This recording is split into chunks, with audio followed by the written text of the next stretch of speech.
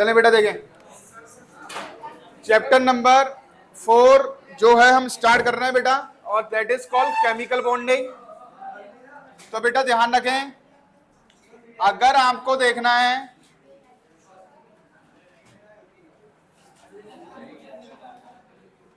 First bond is chemical bond, ठीक है। तो सबसे पहले देखो कि केमिकल बॉन्डिंग यानी केमिकल बॉन्ड ये होते क्या चीज है। तो बेटा ध्यान रखें, अगर हमने यहां पर बात करी तो सबसे पहले हम जो देखते हैं वो ये देखते हैं, जैसे CH4 है बेटा, बातें नहीं पीछे, मेरे पास CH4 मॉलिक्यूल है, तो हम क्या करते हैं बेटा, ध्यान रखना, इस तरीके से बॉन्ड बनाते हैं। This is called chemical bond. आप बनाते होंगे बेटा, ये इस तरीके से बॉन्ड बनाते हैं केमिकल बॉन्ड। अगर मेरे पास H2O मॉलिक्यूल है तो इसमें जो हम करते हैं बेटा, इस तरीके से बॉन्ड बनाते हैं। अच्छा, ये बॉन्ड क्यों बनाते हैं, सबसे पहले ध्यान रखो। तो सबसे पहले ये है बेटा कि अगर हम ये बॉन्ड्स बनाते हैं, जैसे H2O का स्ट्रक्चर बनाया मैंने, ये CH4 का स्ट्रक्चर बनाया, ये अगर एक्चुअल में स्ट्रक्चर देखो, अगर स्ट्रक्चर ही देखो तो बेटा इसका स्ट्रक्चर होता है कुछ इस तरीके का, टेट्राहेड्रल। लेकिन हमें अभी जो सीखना है that is called chemical bond. Chemical bond होता क्या है, तो ध्यान रखेंगे। तो ध्यान रखें बेटा, केमिकल बॉन्डिंग स्टार्ट हो चुका है, केमिकल बॉन्ड के बारे में हम पढ़ रहे हैं। और केमिकल बॉन्ड ये होता क्या है, तो ध्यान रखेंगे इसमें क्या करना है। जैसे ऑक्सीजन है, ऑक्सीजन का एटॉमिक नंबर कितना होता है 8, तो 2 और 6, तो बेटा ये अपना क्या करना चाहता है, ऑक्टेट कंप्लीट। और ऑक्टेट कंप्लीट करना चाहता है, इसके आउटर मोस्ट में 6 इलेक्ट्रॉन होते हैं, तो 2 इलेक्ट्रॉन की बेटा क्या करता है, शेयरिंग करता है किसी के साथ, हाइड्रोजन के साथ, और क्या बनाता है बेटा, ये देखो ऑक्टेट कंप्लीट करता है और अपना क्या बनाता है, बॉन्ड बनाता है। तभी तो ये बॉन्ड बना था हमारे पास। और बेटा जो केमिकल बॉन्डिंग में पार्टिसिपेट नहीं करते हैं that is called lone pair. इतनी बात समझ लें। तो बेटा ये जो है, जो हम केमिकल बॉन्ड हम रिप्रेजेंट करते हैं via solid line, via solid line, तो बेटा इसका मतलब क्या होता है कि क्या कार्बन को और हाइड्रोजन से बांध दिया गया या ऑक्सीजन को हाइड्रोजन से बांध दिया गया। तो बेटा ये क्या है, अगर हम बात करें तो it is the force of attraction, it is the force of attraction between 2 atoms. 2 atoms होते हैं या 2 कॉन्स्टिट्यूएंट पार्टिकल्स होते हैं, कॉन्स्टिट्यूएंट पार्टिकल्स में बोलूंगा।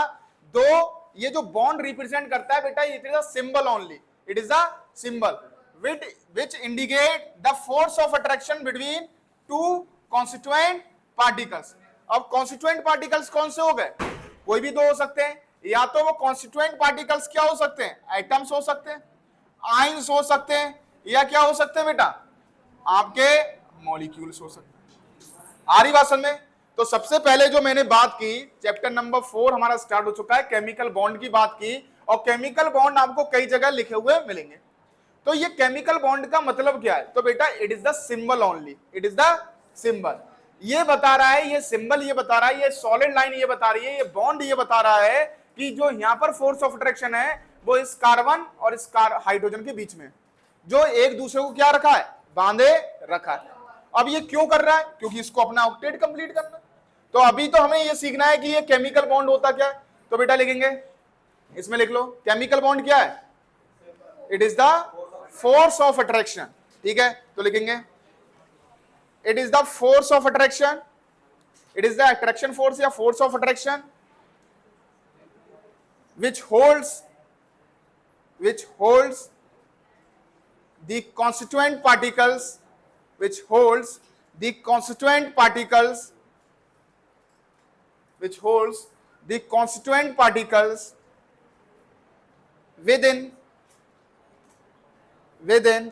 compound, within compound और मॉलिक्यूल, और मॉलिक्यूल। बेटा क्या होता है केमिकल बॉन्ड, क्या है, it is the force of attraction, जो एक मॉलिक्यूल या कंपाउंड के अंदर एटम्स, कॉन्स्टिट्यूएंट पार्टिकल्स, एटम भी हो सकते हैं, मॉलिक्यूल्स भी हो सकते हैं, और क्या हो सकते हैं, आयंस, उनको क्या रखता है, बांधे रखता है, ठीक है। तो ये बात हमारे समझ में आई। तो this is the force of attraction. आपसे कोई बोले ये क्या मतलब है, इस बॉन्ड का क्या मतलब है, तो बेटा it is a symbol only.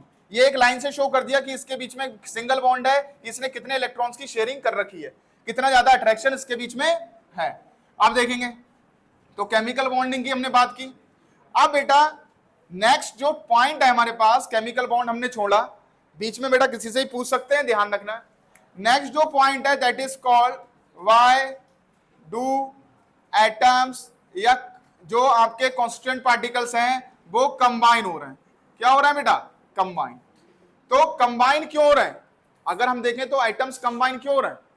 क्योंकि वो अपना ऑक्टेट कंप्लीट करना चाहते हैं। एक बात ध्यान रखो बेटा, इसके विद द हेल्प ऑफ, अगर हम देखें तो 1960 में एक कॉसेल और एंड लुइस नाम के आपके साइंटिस्ट थे जिन्होंने बताया with the on the basis of electronic configuration. 1916 में कॉसेल और लुइस ने बताया था, किसकी बेसिस पे? On the basis of electronic configuration कि एटम्स कंबाइन क्यों होते हैं। इलेक्ट्रॉनिक कन्फिगरेशन लिखना सबको आ रहा होगा। तो बेटा ध्यान रखें, व्हाई डू एटम्स कंबाइन, तो 1916 में ये याद रखें ना रखें, कॉसेल एंड ल्यूइस ने ये बताया था ऑन द बेसिस ऑफ, किसके बेसिस पे? Electronic configuration. इलेक्ट्रॉनिक कन्फिगरेशन के बेस पे जब बताया तो उन्होंने बताया कि जब देखा गया तो इलेक्ट्रॉनिक कन्फिगरेशन देखा गया, सबसे पहले किसका देखा गया? हीलियम, नियॉन, आर्गन, क्रिप्टॉन, इसका देखा गया था। ठीक है, हेलो, अरे कॉल उठा लेंगे, अभी लेक्चर ले रहा हूं मैं यार, उन्हें बता के आना चाहिए था। ठीक है, हाँ। तो बेटा देखें, ये हमारे पास आ गया on the basis of electronic configuration. तो कैसे पता चला इलेक्ट्रॉनिक कन्फिगरेशन के बेस पे? तो सबसे पहले बेटा नोबल गैस को देखा गया और ये देखा गया कि नोबल गैसेस बेटा अगर ये इनका इलेक्ट्रॉनिक कन्फिगरेशन देखें तो हीलियम है 1s2, ये तो डुप्लेट कंप्लीट करना चाहती है। लेकिन अगर हम देखें 10 तो 1s2, 2s2, 2p6। तो बेटा इसका इलेक्ट्रॉनिक कन्फिगरेशन, इस इलेक्ट्रॉनिक कन्फिगरेशन में जो नोबल गैस है, या मैं इसका 18 लिखूं, इसका इलेक्ट्रॉनिक कन्फिगरेशन लिखूं, तो noble gases are more stable. Noble gases क्या है बेटा? स्टेबल होती है। अगर स्टेबल देख लें अदर एलिमेंट से, क्योंकि इस इलेक्ट्रॉनिक कन्फिगरेशन में ये क्या रहती हैं? सबसे ज्यादा स्टेबल रहती हैं, क्योंकि इनका ऑक्टेट क्या है? कंप्लीट है। तो जो अदर एटम्स हैं, जैसे ऑक्सीजन मान लिया, ऑक्सीजन का एटॉमिक नंबर 8, नाइट्रोजन मान लिया हमने, या हमने कोई और एलिमेंट मान लिया, कार्बन मान लिया, एटॉमिक नंबर 6। तो ये क्या करना चाहेंगे बेटा? नियरेस्ट नोबल गैस का इलेक्ट्रॉनिक कन्फिगरेशन अचीव करना चाहते हैं। क्योंकि बेटा ध्यान रखना, अगर इसका इलेक्ट्रॉनिक कन्फिगरेशन लिखे 1s2, 2s2, तो क्या करेंगे? 2p4, ये तो लिखेंगे। अब बेटा इसकी नियरेस्ट नोबल गैस कौन सी हो गई? नियॉन। तो ये क्या चाहेगा कि मैं इसके इलेक्ट्रॉनिक कन्फिगरेशन में चेंज हो जाऊं, क्योंकि इस इलेक्ट्रॉनिक कन्फिगरेशन में क्या है बेटा? ये सबसे ज्यादा स्टेबल है। ये किसी से रिएक्शन भी नहीं करती हैं। ये रिएक्शन क्यों नहीं करती हैं?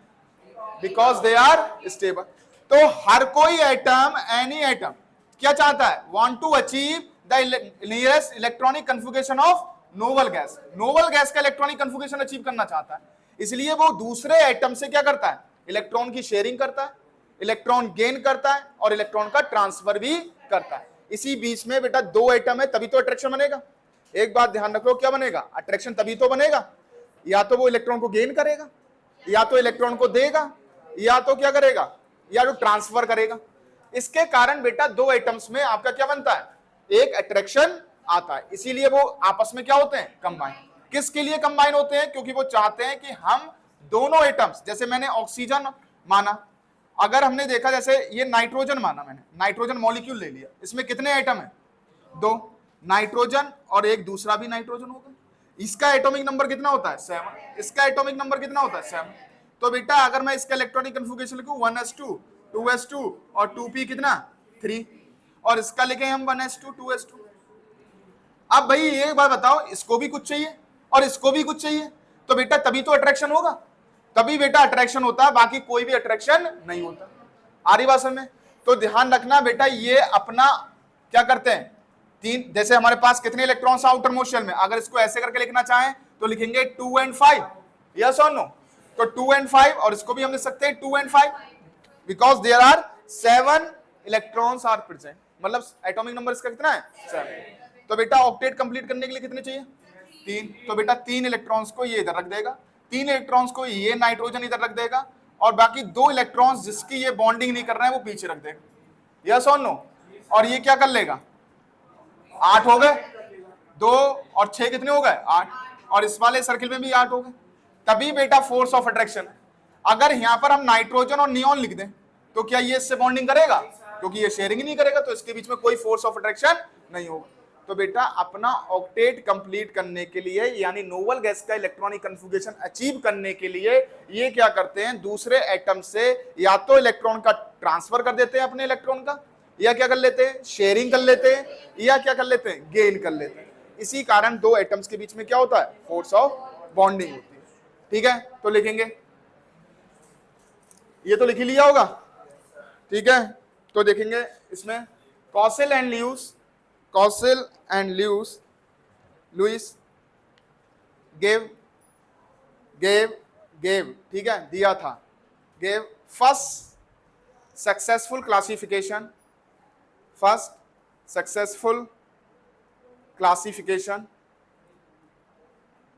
why the atoms classification, ठीक है, सक्सेसफुल क्लासिफिकेशन थोड़ा सा काट दो, on the basis of electronic configuration, on the basis of electronic configuration, वो काट देना थोड़ा सा, on the basis of electronic configuration, on the basis of electronic configuration, why the atoms are combined, why the atoms are combined with each other, why the atoms are combined with each other, किसने दिया था, Lewis ने। ठीक है, कि तो बेटा लिखेंगे, नेक्स्ट लाइन से लिखेंगे, the tendency of atoms, next line से लिखेंगे, the tendency of atoms, the tendency of atom want to achieve nearest electronic configuration, want to achieve nearest noble gas electronic configuration, nearest noble gas electronic configuration,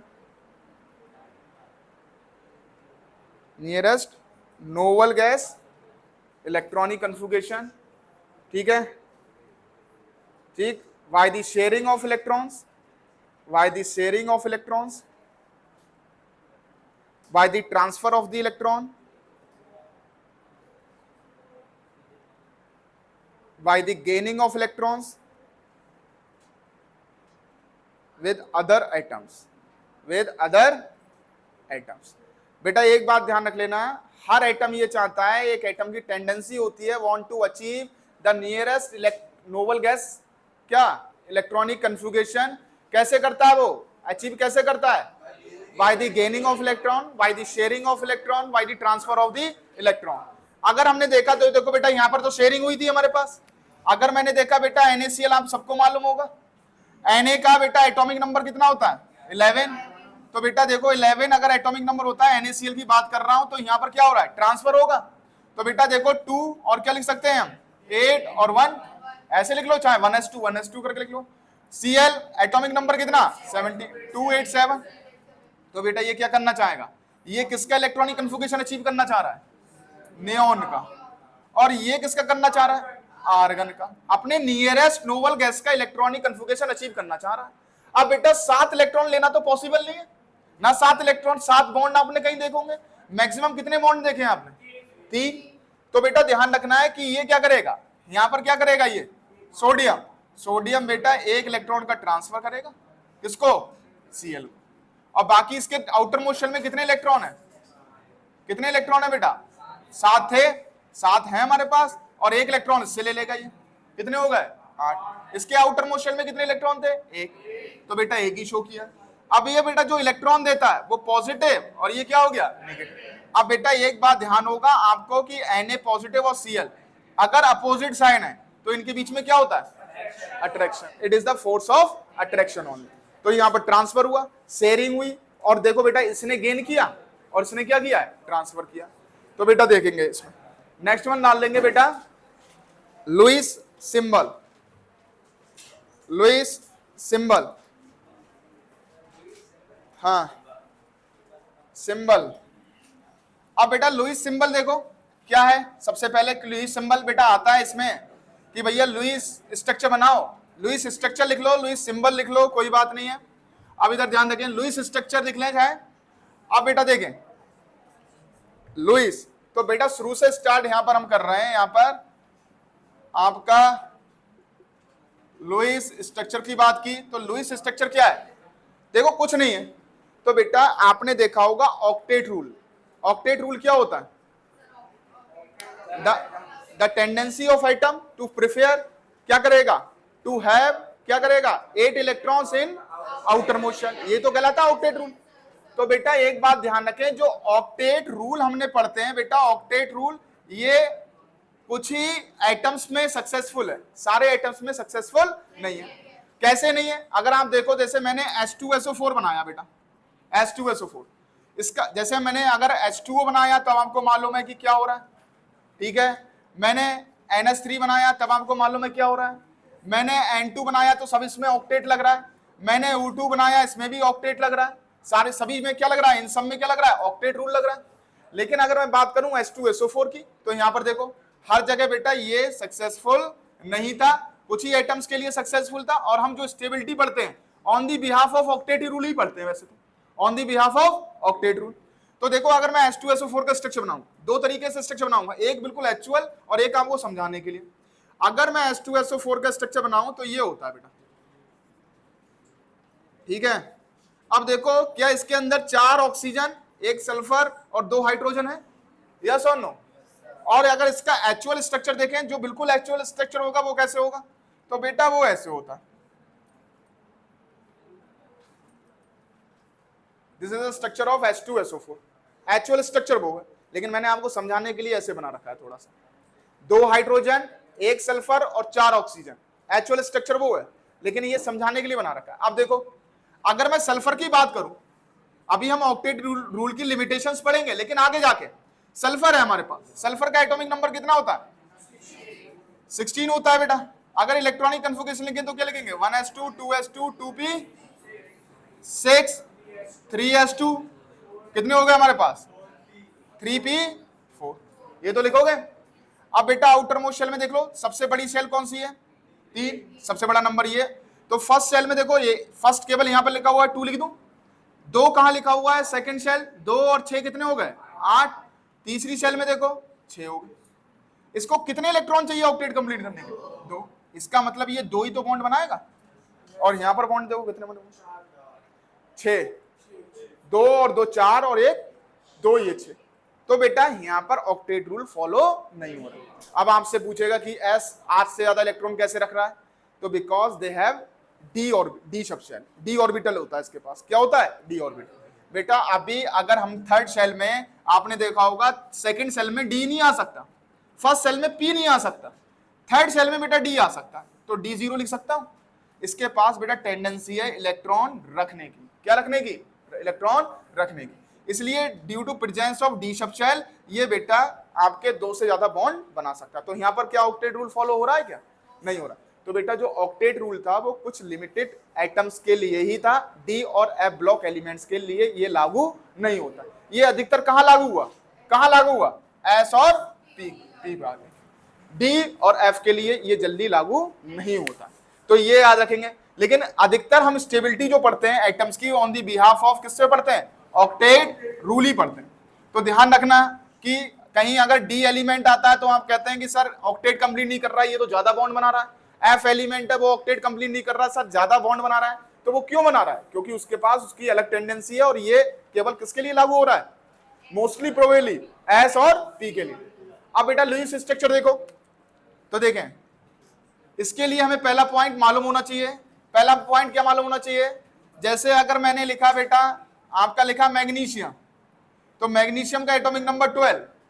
अब आपसे ये पूछा जाए 2p6 और 3s2, ये सबको मालूम होगा। अब अधिकतर बच्चों से ये पूछा जाए, अपने आप किसी को जवाब नहीं देना, बस अपने आप सोच लेना मैं क्या बोलने वाला हूं। यहाँ पर किस किस को याद है? यहाँ पर पहली चीज आपको याद करना है कि वैलेंसी शेल क्या है, ठीक है। नेक्स्ट वन वैलेंसी इलेक्ट्रॉन क्या है, और ये पता करना है बेटा इसकी वैलेंसी क्या है। ये तीन चीजें पता नहीं। तो अपने दिमाग में सोचो कि क्या आपको मालूम है मैग्नीशियम में वैलेंसी शेल कौन सी है, वैलेंसी इलेक्ट्रॉन्स कितने हैं और वैलेंसी कितनी है इसकी।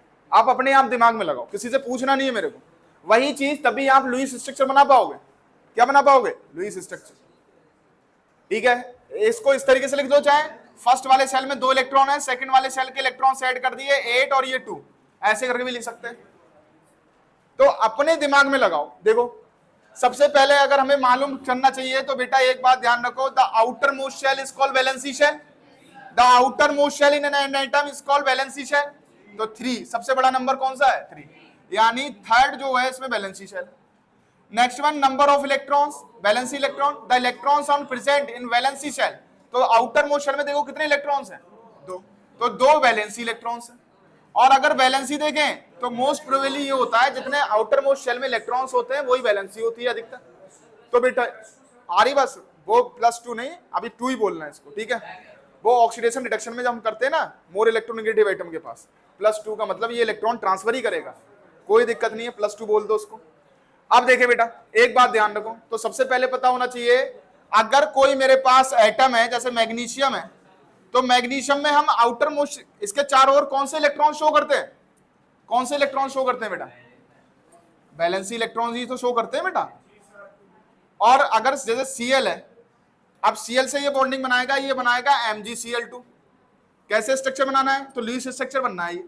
तो कैसे किया हमने, बस समझना है क्या करना है। तो लुईस स्ट्रक्चर को वैसे आपको आता होगा, ये 17 एटॉमिक नंबर 287।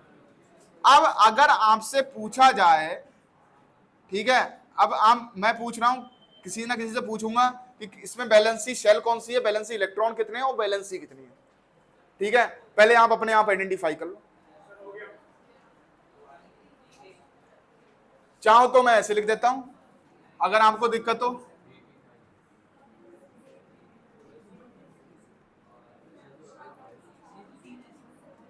ऐसे लिख देता हूं मैं, और बहुत सिंपल है, ये कोई बड़ा स्ट्रक्चर नहीं है, ये केवल बेटा सिलेबस में इसलिए इसको पढ़ाया जा रहा है, ठीक है।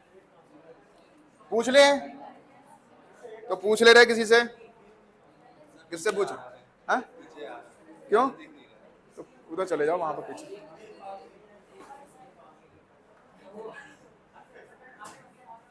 इधर से दिख नहीं रहा है। अब बताओ, तुम ही बताओ बेटा। हाँ शांत रहे बेटा। इसमें ये बताओ बेटा वैलेंसी शेल कौन सी है? 3। वैलेंसी इलेक्ट्रॉन कितने हैं और वैलेंसी कितनी है? 1 क्यों है वैलेंसी? हाँ जितने इलेक्ट्रॉन्स चाहिए होंगे बेटा। ऑक्टेट, बैठ जाओ, बहुत बढ़िया। लास्ट इलेक्ट्रॉन को बेटा ऑक्टेट कंप्लीट करने के लिए क्या चाहिए? क्या चाहिए बेटा? 1 इलेक्ट्रॉन चाहिए, इसलिए इसकी वैलेंसी क्या हो गई? 1। अब बेटा क्या करना है, ये हमने इलेक्ट्रॉन शो कर दिए, कितने कर दिए? 7। ये इलेक्ट्रॉन एक इसको दे देगा और एक Cl बेटा इधर आ जाएगा। ये आपको स्ट्रक्चर आ रहा होगा। अच्छा ये बताओ, मैं थोड़ा इसमें बता रहा हूं कि ताकि आपको मालूम होगा।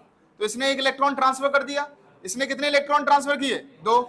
तो बेटा ध्यान रखना इसका स्ट्रक्चर क्या हुआ, इस पे कितना चार्ज आया? 2 पॉजिटिव। और अगर मैं देखूं 2 Cl थे और 2 निगेटिव, 2 निगेटिव एंड 2 पॉजिटिव। बात क्लियर है?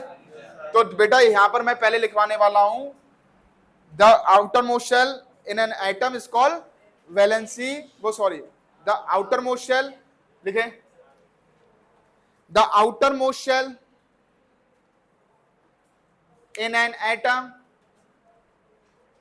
atom is called valency shell, is called valency shell. The outermost shell present in an atom is called valency cells. ठीक है, सेकंड पॉइंट लिखें, the electrons, second point, the electrons are present in valency shell. The electrons are present in valency shell are called valency electrons. क्या कहलाएंगे बेटा? Valency electron. ठीक है, next one, third point लिखेंगे, the number of electrons which take part in chemical bonding chemical bond बनाने में जितने electrons participate करेंगे, ठीक है, इस कॉल्ड क्या कहलाएंगे, ठीक है, केमिकल बॉन्डिंग या केमिकल कॉम्बिनेशन, ठीक है, तो ध्यान रखना इस कॉल वैलेंसी, ठीक है। तो लुईस डॉट स्ट्रक्चर बेटा क्या होता है, बेटा जो भी एटम होता है उसके हम चारों ओर क्या अराउंड चारों ओर क्या करते हैं, वैलेंसी इलेक्ट्रॉन शो करते हैं, और वो क्या करना चाहता है, अपना क्या करना चाहता है, ऑक्टेट कंप्लीट करना चाहता है। तो लिखेंगे the valency electrons, next line में next point, the valency electrons are indicate around the are indicate why, वो लिख देंगे आर इंडिकेट वाई डॉट, किससे करते हैं बेटा, डॉट से करते हैं, और किससे बेटा, क्रॉस वाई डॉट और क्रॉस अराउंड दी किसके, एटम, अराउंड दी एटम। एक बात समझ में आ गई, कोई दिक्कत कर रहे हैं यहां पर, किस तरीके से करना है। और बेटा आपसे डायरेक्ट स्ट्रक्चर पूछेगा, तो बेटा पहला स्ट्रक्चर बना लो ये वाला, और ये क्या करना चाहेगा, every atom want to complete their octet, ठीक है। तो अब बाकी आप ये स्ट्रक्चर बना लो, लुईस डॉट स्ट्रक्चर आएगा, MgCl2 का आएगा, तो लिखेंगे formation of MgCl2, formation of, या draw the Lewis dot structure of MgCl2। अब एक कई स्ट्रक्चर मैं आपको दूंगा, आप बनाएंगे, ठीक है, ध्यान रखना है, मैं स्ट्रक्चर आपको दे रहा हूं बेटा, बहुत सिंपल है, Mg2 पॉजिटिव केवल, सेकेंड वन ये हो गया, एस सल्फर 2 निगेटिव, केवल अलग अलग दे रहा हूं बेटा, draw the Lewis structure of Mg2 plus S2 negative, oxygen 2 negative, केवल अलग अलग बनाना है, अलग अलग है, बॉन्डिंग नहीं है बेटा, ठीक है, किसी से बॉन्डिंग नहीं कर रहा है, पहले ये तो बना लिया। अब बेटा देखो ये रफ कर दूं, कोई दिक्कत, ठीक है, तभी इसमें टाइप्स ऑफ बॉन्डिंग आ जाएगी। नेक्स्ट वन देखें, N3 negative, fifth F negative, 6 Ca2 positive, सबके एटॉमिक नंबर याद है सबको, फटाफट बेटा बना लो एक बार, ते देखते हैं बना रहे हैं क्या करना है। Draw the Lewis dot structure of Mg2 plus, ठीक है बेटा, इसका एटॉमिक नंबर होता है 12, इसका एटॉमिक नंबर कितना होता है 16, इसका कितना होता है 8, इसका होता है 7, इसका होता है 9 और इसका होता है 20।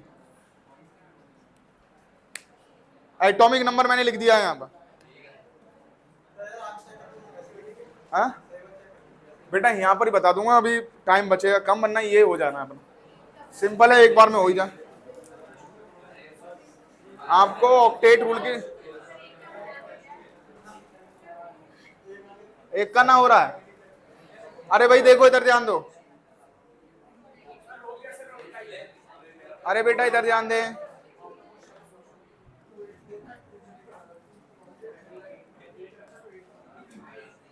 देखो बेटा Mg2 प्लस, Mg का एटॉमिक नंबर कितना 2, तो बेटा ध्यान रखो Mg2 पॉजिटिव, तो 2 पॉजिटिव का मतलब क्या होगा, 2 चले दिए होंगे, तो बेटा अगर 2 पॉजिटिव चले गए, पहली बात तो इसके पास अगर Mg का बनाया था तो 2 इलेक्ट्रॉन्स थे हमारे पास, और पॉजिटिव का मतलब क्या हो गया, 2 इलेक्ट्रॉन्स चले गए, और बैलेंसी सेल के इलेक्ट्रॉन्स करते हैं, तो हमारे पास स्ट्रक्चर क्या हो गया, केवल Mg। इस तरीके से स्ट्रक्चर आएगा, आपको करेगा बेटा कई तरीके से करेगा। देखो बेटा 2 इलेक्ट्रॉन्स थे, दोनों इलेक्ट्रॉन्स क्या हो गए, डेविएट हो गए, तो हमारा क्या बना Mg। ऐसे ही बेटा देखो S का अगर मैंने देखा तो S का बेटा इलेक्ट्रॉनिक कन्फिगरेशन देखो कितना होता है 16, 2 8 6, आउटर मोस्ट शेल में कितने इलेक्ट्रॉन है 6। तो बेटा देखो एक बात ध्यान रखना, ये देखें आउटर मोस्ट शेल वाले 6 इलेक्ट्रॉन शो किए हमने, ये देखो पहले केवल सल्फर का कर रहा हूं मैं, अब मैं किसका कर रहा हूं S2 निगेटिव का, तो 2 निगेटिव का मतलब क्या हुआ, 2 इलेक्ट्रॉन गेन किए। तो बेटा ये ध्यान रखें, 2 इलेक्ट्रॉन, 6 इलेक्ट्रॉन तो उसके पास पहले ही से थे और बाकी 2 इलेक्ट्रॉन्स गेन किए। तो ये बना बेटा आपका S2 negative. This is the dot structure of Lewis dot structure of, ठीक है, ये कहलाएगा ऑफ सल्फर। आ रही बात समझ में। अब बेटा इधर देखो ऑक्सीजन, ऑक्सीजन का एटॉमिक नंबर कितना, 8, तो 8 लिखेंगे तो 2 और 6। तो बेटा इधर देख लो एक बार, अगर मैं ऑक्सीजन का केवल लिखूं तो ऑक्सीजन के आउटर मोशन में कितने इलेक्ट्रॉन हैं, 6। आप क्रॉस से भी कर सकते हैं और डॉट से भी कर सकते हैं। अब बेटा इसने क्या किया, ऑक्सीजन 2 निगेटिव का अगर हम बनाए तो 2 इलेक्ट्रॉन्स क्या किए इसने, कहीं से रिसीव किए, तो ये क्या करेगा, 8 हो जाएंगे इसके। अरे भाई आपने जब NaCl का बनाया था तो इसने 1 इलेक्ट्रॉन दिया था, Cl ने 1 लिया था, तो उसके Cl नेगेटिव का जब आपने बनाया था तो क्या हुआ था, 7 तो उसके पास थे और 1 कौन सा, 8वां, तभी तो नेगेटिव चार्ज आया था। ठीक है, तो बेटा आप तो सब बना लोगे, फटाफट बना ले। तो बेटा इसके कुछ क्वेश्चंस हैं, नोट्स में से मैं आपको PDF सेंड करूंगा, उसमें देखेंगे, ठीक है। लुईस डॉट स्ट्रक्चर बेटा सिंपल है, केवल सिंपल है, अगर आपसे किसी का कुछ पूछेगा। अब बेटा एक बात ध्यान रखें, आप लुईस डॉट स्ट्रक्चर बनाएंगे किसका, CH4 का, C2H4 का, ठीक है, और C2H6 का, ये स्ट्रक्चर बना के लेके आएंगे। बाकी डाल देंगे बेटा, लुईस डॉट स्ट्रक्चर हो गया हमारे पास। स्ट्रक्चर बनाना बड़ा आसान है, कोई भी स्ट्रक्चर बना लेंगे। भैया ऑक्टेट कंप्लीट कैसे हो रहा है, ऑक्टेट कंप्लीट करके मतलब कैसे कर रहा है, या तो गेन कर रहा है या शेयरिंग कर रहा है या क्या करेगा, ट्रांसफर करेगा। अब ये ट्रांसफर कब करेगा, तब कौन सा बॉन्ड बनेगा, जब गेन करेगा तब कौन सा बॉन्ड बनेगा, और जब शेयरिंग करेगा तो कौन सा बॉन्ड बनेगा। तो अब डाल देंगे बेटा टाइप्स ऑफ केमिकल बॉन्डिंग, तो जाओ यार, types of chemical bonding, types of chemical bonding. तो फर्स्ट वन है बेटा कोवलेंट बॉन्ड, कोवलेंट ये सबने पढ़ रखे होंगे, तो इसको बेटा कल ही खत्म करना है, ध्यान रखना, कोवलेंट बॉन्ड। और second one is ionic bond, बाकी ये कोऑर्डिनेशन बॉन्ड होता है वो बाद में आएगा आपका, आयनिक और कौन सा, कोवलेंट। और ये बेटा हम कल कवर करेंगे, इसको ध्यान रखना। अगर किसी को इस चैप्टर में यहां से दिक्कत आई हो, वैसे सिंपल ही पढ़ाया है आज, कोई ज्यादा नहीं पढ़ाया, तो ध्यान रखना, चैप्टर बहुत बड़ा है बेटा।